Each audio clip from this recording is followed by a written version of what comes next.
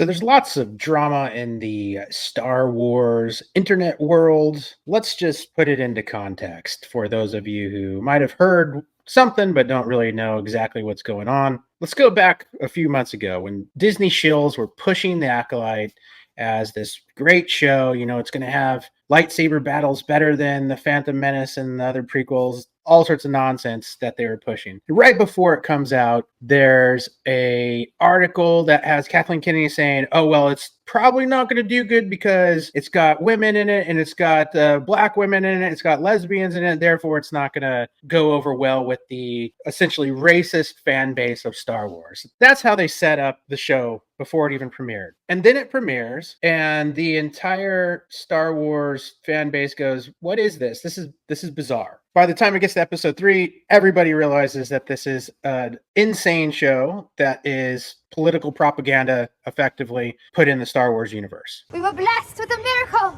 the gift of life. Your vagina's out.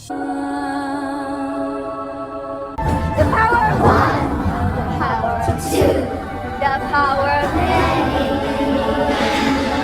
At this point, much of what I call the Lucasian Star Wars base, those who like the Star Wars world that Lucas created, the Lucasian Star Wars base, starts mocking it because it's funny, because that's what Gen X and the early millennials do. You mock stuff that you don't like. And this became, most of the viewership of the Acolyte was people mocking it. Well, there are some Disney shills who are either paid or for whatever reason they like their access to Lucasfilm, continue to promote this terrible show as good and push back against the relentless mocking of this retarded show. Anyway, the Acolyte then gets canceled because of poor viewership. Disney just can't afford another $200 million political propaganda piece and axed it. At which point, the Disney shills claim racism and bigotry and all this stuff. That's racist. That's racist. They completely ignore the success of previous Star Wars endeavors that had ethnic minorities and women involved and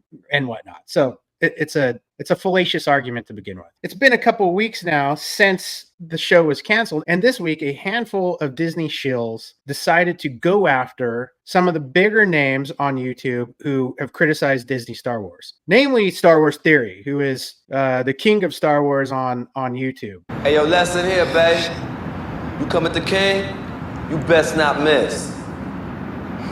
And they missed big time. He hit back with receipts. He hit back showing these losers for what they are, straight up losers who are jealous and carry Disney's water. Now, many people think that this comes from Lucasfilm, and these losers on YouTube and Twitter are simply doing their bidding.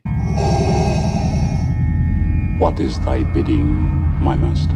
That's possible, and I'm sure there'll be some internet sleuthing to see what the ties are there. I suspect that it probably does. But the two who have led the charge, I'm not even going to say their names because that's what they want. They just want attention because they're attention whores. The two who started this now are suffering the consequences of their campaign against Star Wars Theory, Nerdrotic, Geeks and Gamers, and RK Outpost. They're realizing that there is a real fan base out there. It might not all be Lucasian, but ultimately you don't go after people's livelihoods because you disagree with their opinion. That's called fascism. That's what these little twerps are. Nothing more than keyboard fascists. And it's bit them in the ass.